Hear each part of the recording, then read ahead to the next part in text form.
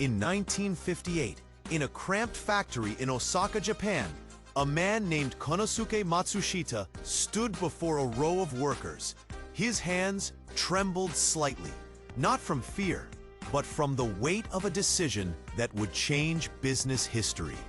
He was already a success, founder of Matsushita Electric, now Panasonic. But Konosuke wasn't content. He believed companies existed not just to make money, but to serve society, and he was about to prove it with a gamble no one saw coming. At the time, Japan was rebuilding from war. Televisions were luxury items. Most families couldn't afford one. But Konosuke had a vision: quality electronics at prices the average person could afford. And that vision would soon reshape global consumer electronics. His engineers doubted it. Making TVs affordable meant redesigning everything: components, assembly lines, even packaging. "We can't do it," they said. Konosuke replied, "Then we must learn how." That single sentence became the heartbeat of an empire. By 1960, his company had streamlined production. They introduced modular designs, trained workers in new techniques, and cut costs without sacrificing quality. The result? A TV that cost half as much as competitors and worked just as well. In homes across Japan, families gathered around Panasonic TVs. Children watched cartoons. Parents saw news for the first time. It wasn't just a product, it was a window to the world. And Panasonic became a household name almost overnight. Soon, Konosuke set his sights beyond Japan. He wanted to take his vision global. While American companies dominated electronics, he believed Japanese craftsmanship could compete and win. So in 1961, Panasonic entered the US market. But America wasn't waiting with open arms. American firms called Japanese products cheap knockoffs. Retailers were skeptical. Panasonic had to fight for shelf space, often selling door to door. It was a slow uphill battle. To win trust, Panasonic poured money into advertising. Their message was clear: affordable, reliable, and built to last. By the late 60s, their radios and TVs were outselling some American brands. The tide was turning. Meanwhile, Konosuke traveled constantly: Europe, the US, Southeast Asia. He wasn't just selling products. He was building relationships, learning cultures, and adapting products to local needs. It was globalization before the word was trendy.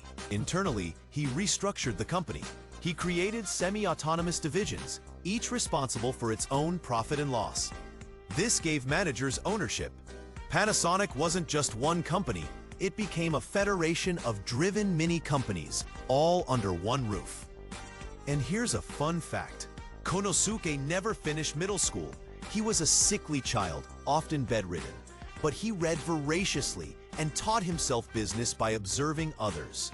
His story proves that hustle beats a resume. He believed deeply in his employees. He called them partners, not workers. He introduced lifelong employment, profit sharing, and even meditation rooms. One investor joked, "He's running a temple, not a company." But the results spoke for themselves. By the 1970s, Japan's economy was booming, and Panasonic was leading the charge. They weren't just making TVs anymore. Stereos, microwaves, batteries, video cameras. They were everywhere. If it plugged in, Panasonic probably made it. In 1979, they launched the Technics SL1200 turntable, which became the gold standard for DJs. Hip-hop, house, techno, the soundtrack of a generation spun on Panasonic equipment. They weren't just part of pop culture, they helped create it. But no success story is without storms. In the 1980s, the yen strengthened. Japanese exports became expensive. Panasonic's profits shrank. Competitors in Korea and China began offering cheaper alternatives. The empire Konosuke built was under siege. After Konosuke retired, his successors struggled. They expanded too fast and lost focus. By the 1990s, Panasonic was bloated. Hundreds of overlapping products, slow decision-making, and shrinking margins. They had forgotten the very lessons Konosuke taught. Then came the 2008 financial crisis. Demand collapsed. Panasonic posted one of its largest losses in history, over $4 billion. Factories closed. Thousands lost jobs. For a company built on stability, it was a gut punch. The media called it the fall of a titan. Some said Panasonic was outdated, a dinosaur in a digital age. Apple, Samsung, and LG were the new kings. Could Panasonic survive the 21st century? Enter Kazuhiro Tsuga in 2012, a quiet, methodical engineer turned CEO. His mission? Reinvent the company. He slashed underperforming divisions, exited the plasma TV business, and steered Panasonic toward B2B industries, like automotive and housing tech. They partnered with Tesla to build one of the world's largest battery factories. Suddenly, Panasonic wasn't just an electronics brand, it was powering the electric vehicle revolution.